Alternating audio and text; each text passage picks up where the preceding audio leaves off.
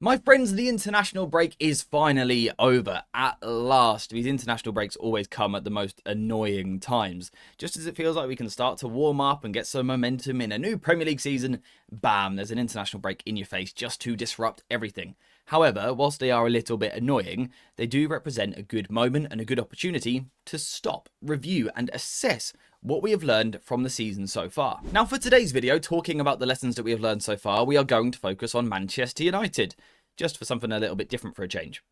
We're going to focus firstly on the first phase. Again, something that we do all the time. But Manchester United at the start of the season, I think have been a little bit better in the first phase. I think particularly in that first match against Arsenal, we saw improvements. The idea in terms of the structure felt quite similar, De Ligt moving into midfield, two centre-backs splitting either side. But the execution and the intent felt a little bit better. We saw the wing-backs taking higher positions, sort of pushing Arsenal back. And then, of course, we saw success in the first phase, in particular, drawing one of the forwards in, going into midfield, and then popping the ball around the corner. What I would like to see from here is Lenny Yoro and Luke Shaw being more expressive, more confident with the ball, taking advantage of these positions that we're getting into. But I actually haven't minded this little solution at all. I think we've been quite effective with this. My only concern, really, is that it's a little bit predictable. We very rarely pop the ball to the left side. So if the opposition know that we're always going to pop to the right, I don't think it will take too long for the opposition to catch on and find a pressing pattern which is going to disrupt us. In fact, it's already happening. And when we do get stopped with this pattern, we are forced to send the ball long. In fact, our goalkeepers this season rank 6th for the percentage of balls that they are launching forward from deep positions.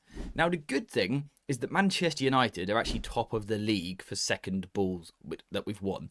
So if we are forced to play the ball long, and you get the first contact and then the second ball drops, United are the best in the league at the moment at picking up the second ball, which Amorim and his coaches deserve a lot of credit for, because that's a sign of the intensity improving, perhaps also the awareness. I have not seen United ranking top of this stat like ever. I don't remember seeing it. United are good on these second balls. And also, actually, we seem to be improved on the first ball as well. This season, we actually rank 6th for the percentage of aerial duels that we've won. So when we are forced to send the ball long, we can win the first duel, we're 6th best. And if we can't win that one, we're actually the best at winning the second duel, which is really, really useful.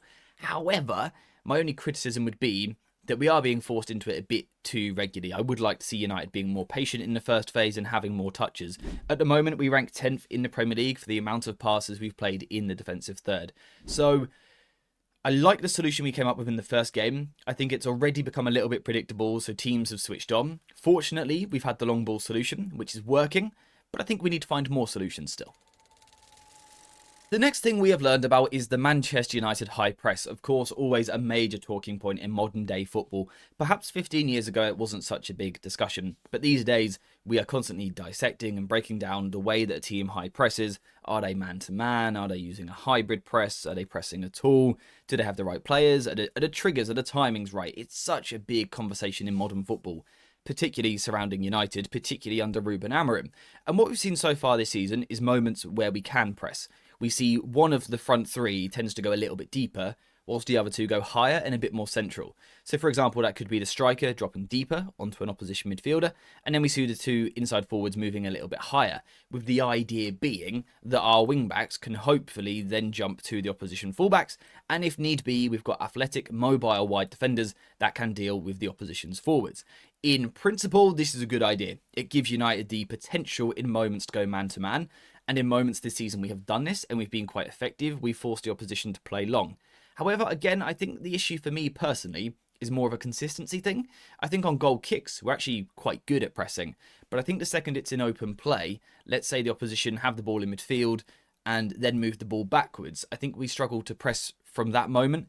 In terms of the numbers so far this season, United have ranked 7th for tackles in the final third, which isn't terrible, but it's also not super high. It's not putting us up there with the very best in the league, which is where I think we'd like to be, which again sort of highlights that we can press in moments, and when we do, we're good. The intensity is good. Mount has been huge to this. We know that Bruno Fernandes's intensity is really important to this, but it is a little bit inconsistent, and for me that still feels a little bit like a structural flaw. There are moments where the wing-backs become pinned back, and of course in those moments we're just outnumbered in these zones here. The opposition have more players and can play out from the back.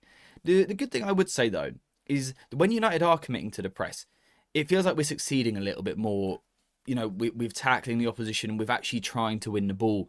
We've seen United before trying to press, but when we get there, we lack the ability to actually tackle the opponent. This season, when we get into the pressing moment, I feel that we can win the ball. We actually rank top of the league for the percentage of tackles that we've completed, which is a really good sign. It's been a big problem, again, for a few years.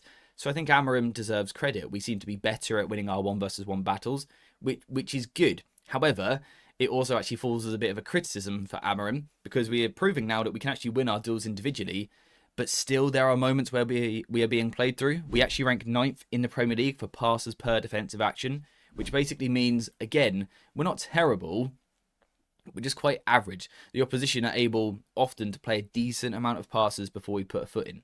So basically, what I really learned personally from United's pressing is when we do it properly, we seem to do it really, really well, and we actually have a lot of good players now on the high press.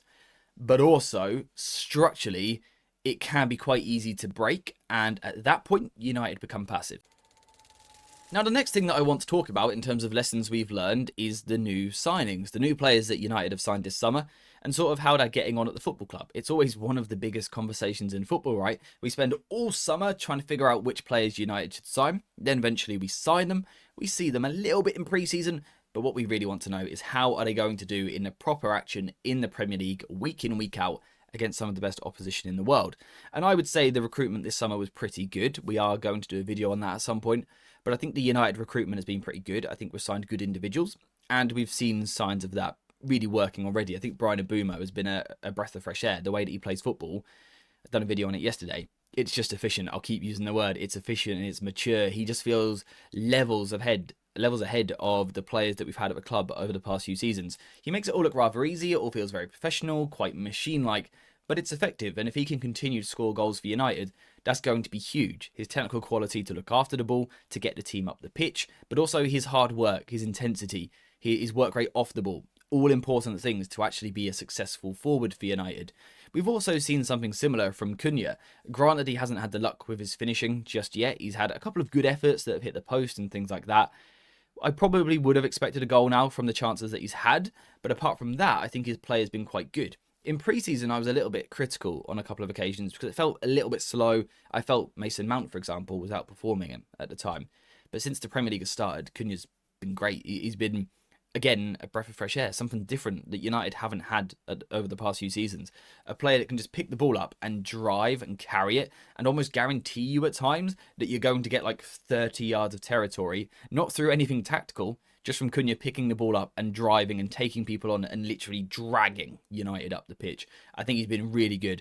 The goals will come. It's unfortunate now that he's got this knock. Hopefully he won't be out for too long, but I'm confident, I'm convinced that he will, over the next few years, get a good goal return. He'll get a good number of assists. He brings the right attitude. His work rate has been good.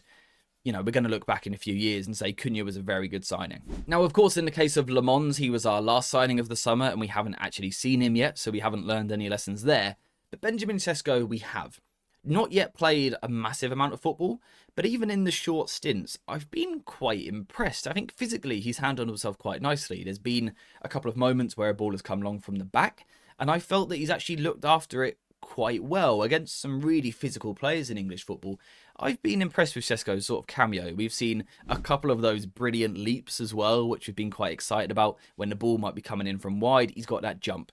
Of course, for Sesko, he's only just getting started. He's not started a Premier League game yet. That might change this weekend. But I think the quality is obvious. It's a massive case of we've signed potential there. He's not the complete player right now, but you can see that raw skill set, even whilst raw, looks really exciting. So Benjamin Sesko, not really had a proper opportunity yet, but in the brief glimpses, I've quite liked what I've seen. Now, the discussion about those signings sort of ties into the next point and the final lesson that we've learned about United so far, and that is all about tempo. Now, that is, of course, related to the manager, his ideas and his coaching philosophy, his instructions. It's affected by the players that we already had at the football club last season and by the players that we have signed. We've looked at a stat a couple of times now, which shows that Manchester United have been the most direct team in the Premier League this season. Now, this doesn't necessarily mean that we pick the ball up with the goalkeeper and just boot it every time. It means that when we do get the ball, we look to play fast. We don't necessarily knock it round the back for the sake of it. We're trying to penetrate the opposition as quickly as possible. And that's fun. That is exciting. That's what I've learned from United in the first few weeks. that it's entertaining. And, that wasn't the case last season. We sat there so often, bored out of our minds, didn't we? This season, it's not perfect yet. Let me make that very clear. But it is more entertaining. I feel more gripped by the United games when we're picking the ball up. The likes of Cunha and Bumo are trying to attack quick. However, there is a downside to this. If you are playing with a high tempo, it means passes are more difficult to complete. They are also probably more risky passes, which means when those risky passes come off, we're going to get in a great position and we might score a goal. But if we're putting the ball at risk, that does mean sometimes the opposition are going to pick up the ball. And the problem that United have got is we've now got a squad full of profiles that are quite direct. Cunha, Šeško and Bumo, Bruno, Casemiro, all players that want to play forward quite quickly. And the lesson here is that when you do that, there becomes a tempo controlling problem. And it has been a problem for United. Take the Burnley game, for example. You could see in the first half, United were quite comfortable, quite dominant. In the second half, it became a bit more open because United were direct. It became a little bit like basketball. And you can see that Burnley growed back into the game and got themselves back in it. And United nearly, really, paid for that. We nearly lost the points because of it. So we need to find a balance there. That's the lesson from that. That yes, it's fun when we're quick, and I really would encourage that at Old Trafford. Quick attacking football, it excites us, right? But there has to be that moment of balance as well. That moment where we slow down, we keep the ball, and we manage the tempo of a match. So I like the style, I actually do, but it's got to be that balance still. All in all, I think it's been a really mixed bag, a really mixed start to the season for United. The Arsenal performance was so promising, but the result was disappointing. Against Fulham, the result wasn't the end of the world, but the performance was bad. Against Burnley, we looked the better team, and we should have cruised that game. We should have been 3-0 up by half-time, but we made it difficult for ourselves. Grimsby, let's pretend it never happened. It's been a weird start to the season for United. Obvious positives in the way that the new signings are settling in, the way that our football is more attacking. We've created the most expected goals in the Premier League this season, right? So we look more exciting going forward, but there are still obvious issues. There are moments where defensively we're still too easy to play against, and also moments where the tempo is just wrong, it becomes chaotic, and we let the opposition back in. So whilst I don't like the international break, certainly not this time of year, it has been a nice moment to sort of stop, sit down and reflect on what we've seen so far. It's a mixed bag, but there is definitely something there for us to work with as we move forward over the next month or so before the next international break. For now, though, it's sort of a case of just waiting and seeing what United do. We've got City this weekend. It's an excellent opportunity to put in a good performance, get a great result and really make a statement and really have a kickstart our season and move forward from there. But it is a waiting game. We just have to see whether or not United will do that. So for now, there's nothing left to talk about. So thank you guys very much for watching. I hope you have enjoyed this video. If you have, please leave a like, subscribe, and get your notifications on. And as always, I will see you all in the next one.